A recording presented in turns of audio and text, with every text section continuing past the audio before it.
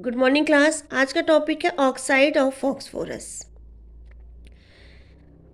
Oxide of phosphorus में बेटा to main oxide होते हैं। एक होता है P4O6, ठीक है, जिसको हम लिख सकते हैं P2O3 का होल ट्वाइस। ओके। दूसरा होता है आपका P4O10, जिसको हम लिख सकते हैं P2O5 का होल ट्वाइस। इसको हम बोलते हैं फॉस्फोरस ट्राईऑक्साइड, ठीक है, और इसको हम बोलेंगे फॉस्फोरस पेंटा ऑक्साइड। यहाँ फॉस्फोरस ट्राईऑक्साइड में फॉस्फोरस का ऑक्सीडेशन स्टेट +3 और यहाँ फॉस्फोरस पेंटा ऑक्साइड में फॉस्फोरस का ऑक्सीडेशन स्टेट +5 होगा। अगर हम इसके स्ट्रक्चर की बात करें तो कुछ नहीं बेटा, पहले हम एक हेक्सागोनल स्ट्रक्चर ड्रॉ करते हैं। Phosphorus oxygen, phosphorus oxygen, phosphorus oxygen. जब ये हमारा हेक्सागोनल रिंग बन जाती है तो उसके बाद इस एक फॉस्फोरस को उसके बाद हम क्या करते हैं, एक यहाँ पे बनाते हैं। आपका कौन सा स्ट्रक्चर होता है ये याद है आपको? Boat structure.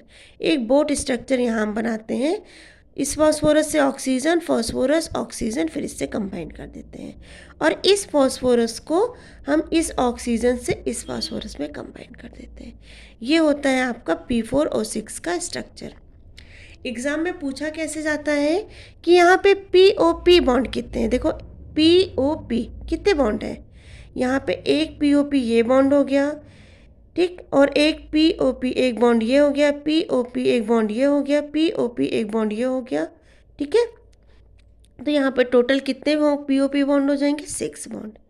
अगर हम फॉस्फोरस, हर एक फॉस्फोरस का ऑक्सीडेशन स्टेट देखें, इसका इसका इसका, देखो 3 ही बॉन्ड तो बनाए, 1 2 3, इसने भी 1 2 3, इसने भी 1 2 3, तो ऑक्सीडेशन स्टेट कितना हो जाएगा? 3। लोन पेयर की बात करें तो 1 2 3 4, 4 फॉस्फोरस ने 4 लोन पेयर लिया हुआ है टोटल। अब P410 की बात करें तो P410 का स्ट्रक्चर सिंपल क्या करेंगे, पहले हेक्सागोनल रिंग बना लेंगे, PO हेक्सागोनल रिंग बनाने के बाद हम एक चेयर बनाएंगे जिसमें ऑक्सीजन फॉस्फोरस ऑक्सीजन फॉस्फोरस। अब वही सेम स्ट्रक्चर बन रहा है बेटा, फिर फॉस्फोरस को ऑक्सीजन के साथ दूसरे फॉस्फोरस पे लाके हम कंबाइन कर दे रहे हैं। क्योंकि इसमें ऑक्सीजन का परसेंटेज ज़्यादा है तो हर फॉस्फोरस जहाँ पे लोन पेयर था 4 ऑक्सीजन को हमने कंबाइन कर दिया। अब अगर इसमें हम POP बॉन्ड देखें तो कितने आएंगे? टोटल 6 बॉन्ड्स आएंगे। हर एक फॉस्फोरस का ऑक्सीडेशन स्टेट देखो, अब इसने क्योंकि बॉन्ड बना लिया है तो +5 होगा, ठीक है। और अगर इसमें POP बॉन्ड देखें, POP बॉन्ड कितने बने हैं? तो 4 POP बॉन्ड बने हैं। आपके एग्ज़ाम वगैरह में इसमें यही पूछे जाते हैं, टाइप्स ऑफ बॉन्ड या ऑक्सीडेशन स्टेट। स्ट्रक्चर तो जस्ट सिंपल है, जैसे इसका स्ट्रक्चर बनेगा वैसे इसका भी बनेगा, बस इसके हर लोन पेयर के साथ हम ऑक्सीजन को कंबाइन कर देंगे। तो आई होप इसका स्ट्रक्चर आपको समझ में आया होगा। अब आइए बात करते हैं ऑक्सी एसिड और फॉस्फोरस। ऑक्सी एसिड का मतलब क्या होता है, पहले हम इसको जानते हैं। Oxy acids are these compounds having hydrogen, oxygen and other element. मतलब हाइड्रोजन ऑक्सीजन के साथ कोई एक और एलिमेंट होना चाहिए। They contain at least 1 hydrogen connect with oxygen.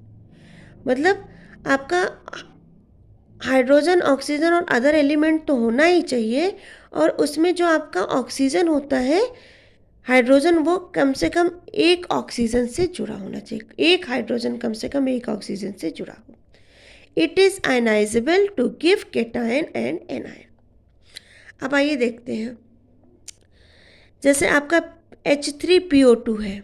H3PO2 को हम बोलते हैं हाइपोफॉस्फोरस एसिड। इसका स्ट्रक्चर कैसे बनेगा? आपको एक फॉस्फोरस को ऑक्सीजन से बनाना है डबल बॉन्ड से, और मैंने बोला है क्योंकि ये ऑक्सी एसिड है तो एक आपका OH बनेगा, ठीक है। तो एक फॉस्फोरस, एक तो आपका P डबल बॉन्ड O बनना चाहिए और एक आपका OH बनना चाहिए। उसके बाद जो बचेगा वो आपको जोड़ना है। तो जब हमारा एक OH यहाँ लग गया, एक P डबल बॉन्ड O लग गया, तो हमारे पास कितने हाइड्रोजन बचे? 2। तो दोनों हाइड्रोजन को हमने यहाँ पे जोड़ दिया। अब देखो बेटा, होता क्या है कि ये ऑक्सीजन से ये हाइड्रोजन निकाल सकता है, ये हाइड्रोजन निकल सकता है। तो ये जो हाइड्रोजन निकलता है इसी के बेसिस पे हम बताते हैं ये मोनोबेसिक है कि डाइबेसिक। अगर एक हाइड्रोजन रिमूव हो रहा है ऑक्सीजन के पास से तो मोनो, 2 रिमूव होगा तो डाई होगा, ठीक। तो यहाँ पे हम क्या देखेंगे, ये एक हाइड्रोजन निकल रहा है, ये क्या हो जाएगा, मोनो बेसिक। अब यहाँ पे बॉन्ड आप काउंट करिएगा, पी ओ बॉन्ड कितना है 1, यहाँ पे ओ एच बॉन्ड कितना है 1, यहाँ पे ओ पी एच बॉन्ड कितने हैं 2, ये लिख लिया मैंने, ठीक है। अगर हम H3PO3 की बात करें तो इसको हम बोलते हैं ऑर्थोफॉस्फोरस एसिड, ऑर्थोफॉस्फोरस एसिड। सबसे पहले क्या करेंगे, P डबल बॉन्ड O बना लेंगे, एक OH बना लेंगे। अब उसके बाद देखो हमारे पास कितने ऑक्सीजन बच रहे हैं, अभी हमारे पास एक ऑक्सीजन और दो हाइड्रोजन बच रहे हैं, तो एक OH हम और लगा लेंगे और एक हाइड्रोजन लगा लेंगे। अब यहाँ पे देखो दो OH ग्रुप हो गए, तो ये क्या हो जाएंगे, डाई बेसिक, दो हाइड्रोजन यहाँ से ये निकाल सकता है ऐसे, ओके बेटा, तो ये हो जाएंगे डाई बेसिक। पीओ बॉन्ड कितने हैं 1, O P O H bond कितने हैं 2, पी एच बॉन्ड कितने हैं 1। अब आइए बात करते हैं पायरोफॉस्फोरस एसिड। पायरोफॉस्फोरस एसिड का फॉर्मूला होता है H4P2O5। कुछ नहीं है बेटा, दो आपके जो ऑर्थोफॉस्फोरिक एसिड है, ये दोनों को जब आपस में हम एक साथ लिखेंगे और दोनों को कंबाइन करके वाटर मॉलिक्यूल निकाल देंगे, तो ये हो जाएगा स्ट्रक्चर आपका पायरोफॉस्फोरिक एसिड। यही वाला स्ट्रक्चर ऑर्थोफॉस्फोरिक एसिड को, दो ऑर्थोफॉस्फोरिक एसिड को पास पास लिखो, इसमें से एक वाटर मॉलिक्यूल निकाल दो, तो ये बन जाएगा स्ट्रक्चर आपका पायरोफॉस्फोरिक एसिड। अब देखो इसमें कितने OH हैं 2, तो ये क्या हो जाएंगे डाई बेसिक। कितने PO बॉन्ड हैं 2, कितने POH बॉन्ड है, एक POH बॉन्ड यहाँ है, एक POH बॉन्ड यहाँ है 2, कितने आपके POP बॉन्ड हैं, POP बॉन्ड है, POP बॉन्ड एक है, PH बॉन्ड कितने हैं आपके टोटल 2 है, तो यहाँ 2 लिख दिया, ठीक। अब आइए बात करते हैं हाइपोफॉस्फोरिक एसिड। हाइपोफॉस्फोरिक एसिड का फॉर्मूला ये होता है, ठीक है, दो फॉस्फोरस एटम होंगे, दोनों के साथ पहले हम वही डबल बॉन्ड ऑक्सीजन से कंबाइन कर देंगे, एक OH एक OH दोनों के साथ बना देंगे। अभी भी दोनों के मतलब दो ऑक्सीजन दो हाइड्रोजन है, तो दोनों को हम आपस में क्या कर देंगे, जोड़ देंगे, ठीक है। अब इसी से स्ट्रक्चर को देखो, तो यहाँ पे क्या होता है, कितने OH बॉन्ड है 1 2 3 4, तो 4 OH बॉन्ड है बेटा, तो ये क्या हो जाएंगे टेट्रा बेसिक। अब इसमें PO बॉन्ड कितने हैं, देखो PO बॉन्ड कितने हैं 2, अगर इसमें POH बॉन्ड देखा जाए तो कितने हैं टोटल 4, इसमें PP बॉन्ड कितने हैं 1। तो आई होप ये स्ट्रक्चर आपको समझ में आया होगा।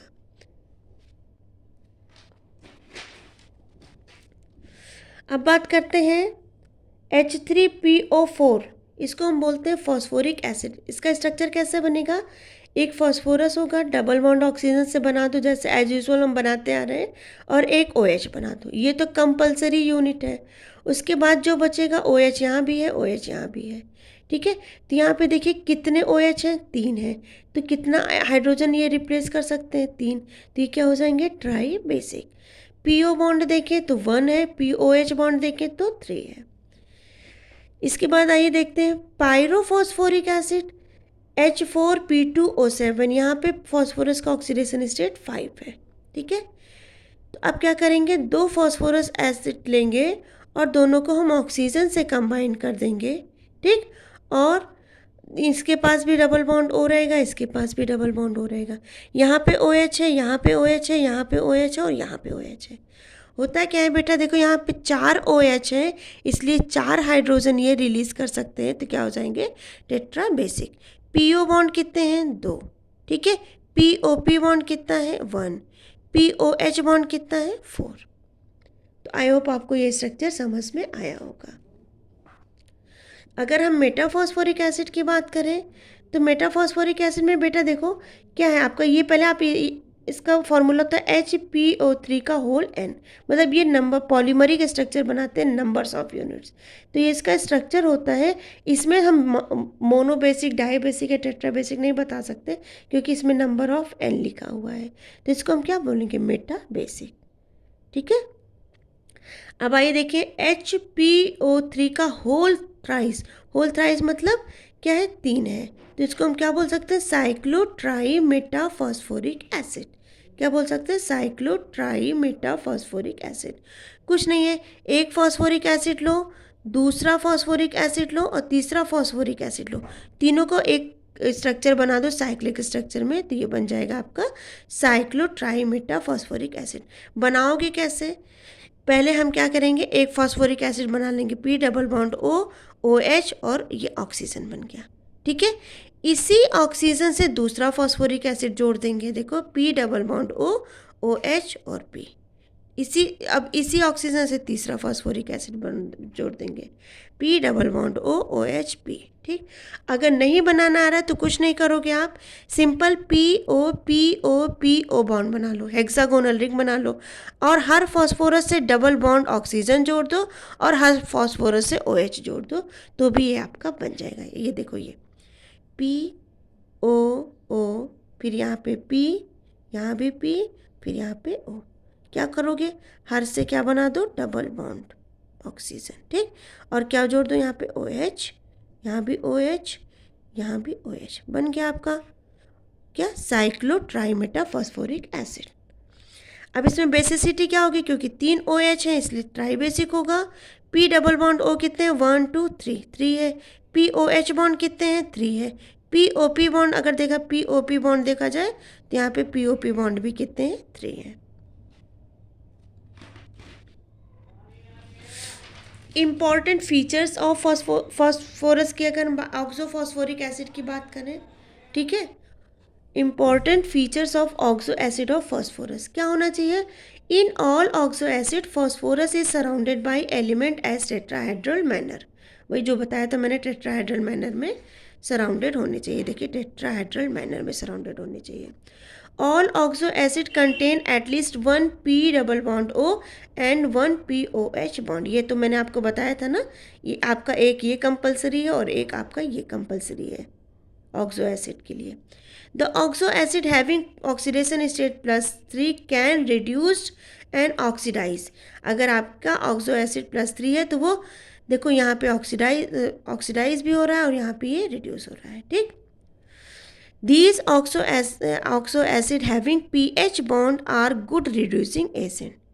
ठीक है, अगर pH बॉन्ड किसी में हो रहा है और ज़्यादा pH बॉन्ड जिस ऑक्सो एसिड में होगा वो उतना ही ज़्यादा अच्छा रिड्यूसिंग एजेंट होगा। अगर इसका स्ट्रक्चर बना है, इसका स्ट्रक्चर बना है, तो pH बॉन्ड इसमें 2 है, इसमें 1 है, इसलिए ये बेटर रिड्यूसिंग एजेंट होगा। The basicity of oxo acid depends upon the number of OH bond. जितना ज़्यादा OH बॉन्ड होगा उसकी उतनी ही ज़्यादा बेसिसिटी होगी। तो आई होप आपको ऑक्सो एसिड समझ में आया होगा। Thank you.